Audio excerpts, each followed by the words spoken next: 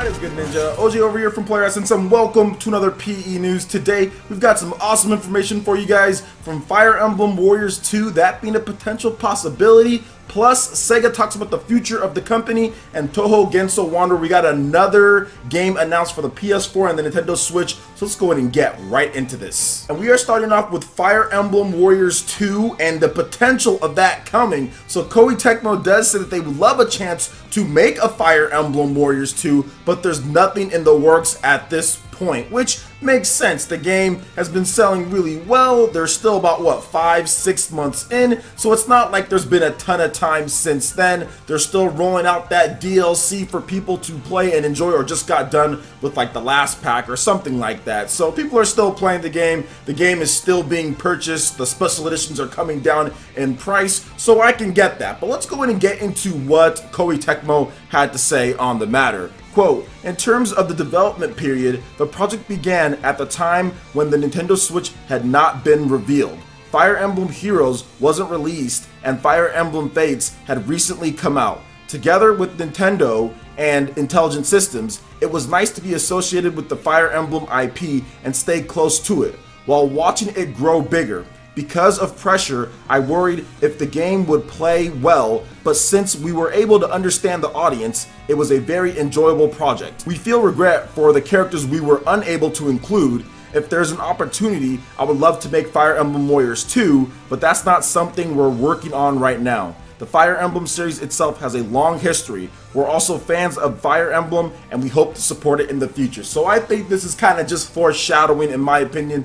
Fire Emblem Warriors sold over 1 million copies worldwide, and a lot of people, there was like backlash from this, from people complaining and people saying they're not going to buy it and all of this stuff, when to me I looked at it like, okay, well, if the new characters, like, or characters with a problem, they said, hey, you know, if we get a chance, if this one does well, maybe we can make another one, and if you like the gameplay, then maybe people should have been a little bit not so hard on the game. But I can understand from both points of view, but I'm really happy that some people said, okay, I'll still buy this game, I'll still give it a shot, because now with the good sales, and they're saying, hey, if we make a Fire Emblem Warriors 2, if we get a chance, we feel bad about the characters we weren't able to include, and we'll include them maybe in the next one. So shout outs to all the Fire Emblem fans and the people who said, you know what, okay, they're missing some characters that maybe, you know, that I want in there, but I'm still gonna play the game, I'm still gonna support it, so maybe the next time around we can get those characters, because if this game flopped, I doubt they'd be talking about this at all. They'd just be like, you know, well, the first one didn't do well, and you know, here we go, here we are now, maybe we're just gonna move on to other types of Warriors games. But Fire Emblem Warriors did really well, so I think at some point we will see a Fire Emblem Warriors 2,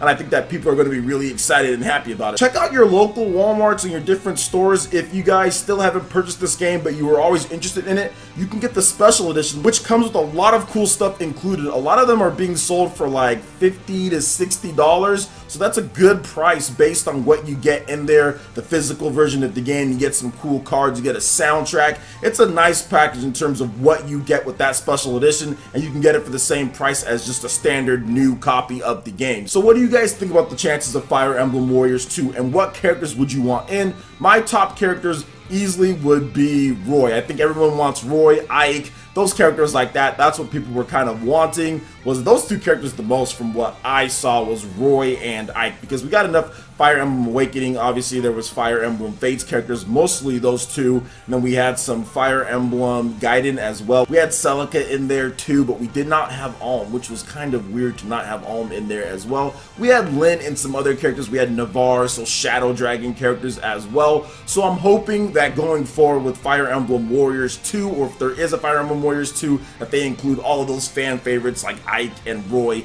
into the mix the next time. So what do you guys think about this? Give me your thoughts in the comment section below. Alright, now moving into the next topic here, the Sega president has talked about where the company will be in the next 5 years and his favorite Sega franchises. Now the following information comes from a CNBC interview with Haruki Satomi, the president of Sega Sammy Holding. Here's the first question from CNBC. Where do you see Sega Sammy in the next 5 years? What will the company look like? Here's what he had to say. Quote, At least we'd like to be the #1 entertainment company in Japan, and we try to be a game changer. Our 2020 March target is available, and that is about 500 billion yen, 75 billion operating profit yen, but at least this number we would like to achieve in the next 5 years as well. Here's the next question from CNBC.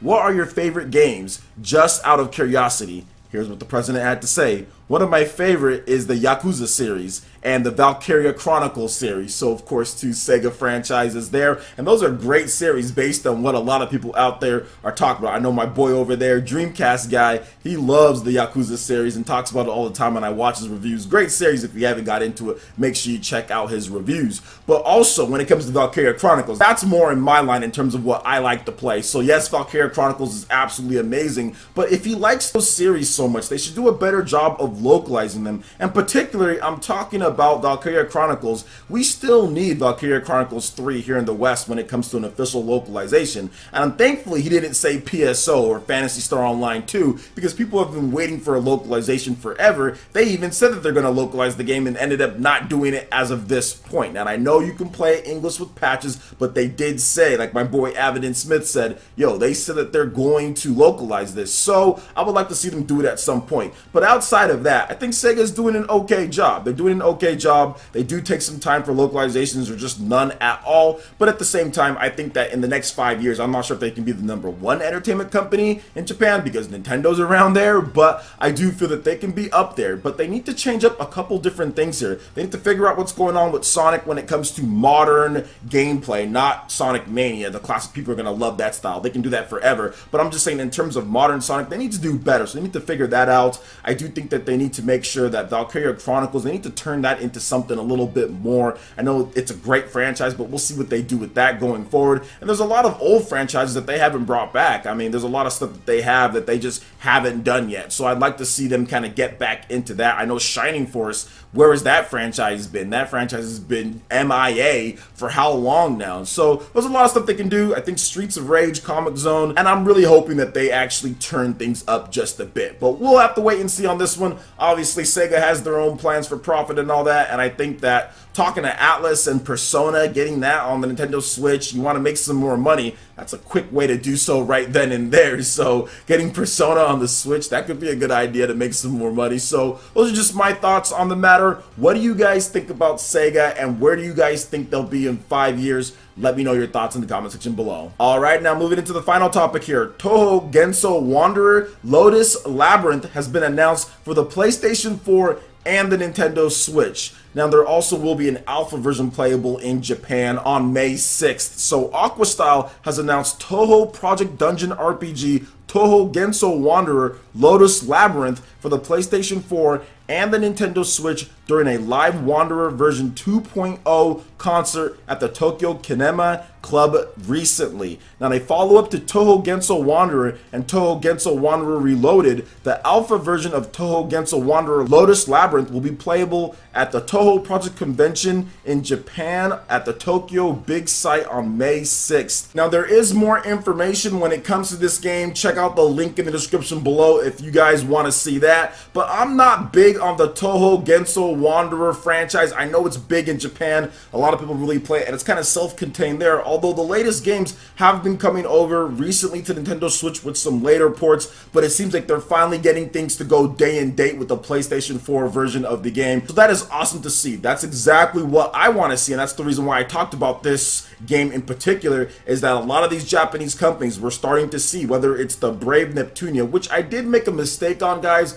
in my previous video, or one of my previous videos where I talked about Brave Neptunia coming over to the Nintendo Switch. The Brave Neptunia game, it is not a franchise. There's just like the Hyper Neptunia and all that. It's the first time that that franchise is coming over, not Brave Neptunia itself. So shout outs to DJ King for correcting me on that one. But just to get into like the Japanese game scene in general, we're starting to see a lot of day and date, a lot of Nintendo Switch versions come up when it comes to Japanese developers. Starting up with some of the smaller ones. Obviously, NIS America went ham. Falcom is kind of teaming up with NIS to get one of their games, Ease 8 Lacrimosa of Donna, on there. We're starting to see stuff like SNK Heroines Tag Team Frenzy take priority when it comes to Nintendo Switch. Blaze Blue Cross Tag Battle, we got Guilty Gear finally coming over. So you're going to start seeing that shift, right? It was a little bit slower at the beginning, Not a lot of companies really banked on the Switch going, but now we're starting to see day and date with a lot of these Japanese smaller end, and I think it's going to work its way all the way up to the top when it comes to Bandai Namco, and when it comes to Sega, and when it comes to Koei Tecmo, which Koei Tecmo's kind of been a day and date from the beginning. We just had like Dynasty Warriors. That didn't come to Nintendo Switch at this point, but it could be ported over at some point, but we're starting to see that, right? And I think that that's going to be the theme throughout 2018 and into 2019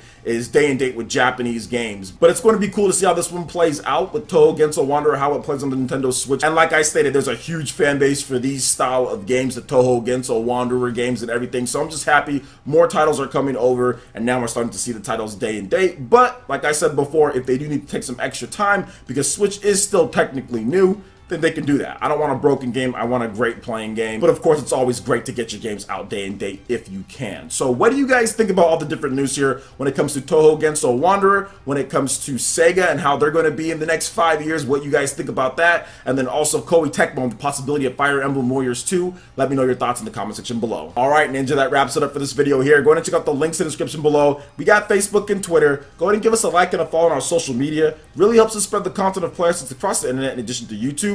Also, make sure you check out our Patreon, Twitch, and YouTube live gaming pages and consider supporting Player Essence. When you do so, it gets you access to all sorts of cool benefits, perks, rewards, and emotes via YouTube sponsorship. So check out the link in the description below and consider supporting Player Essence right here on YouTube. Hit that like button if you did like this video. Lets me know you guys want more content like this going forward in the future. And subscribe to Player Essence for the latest RPG, Japanese, and Nintendo gaming news. Thank you so much for watching, and we'll catch you, Ninja, for the next video. Peace!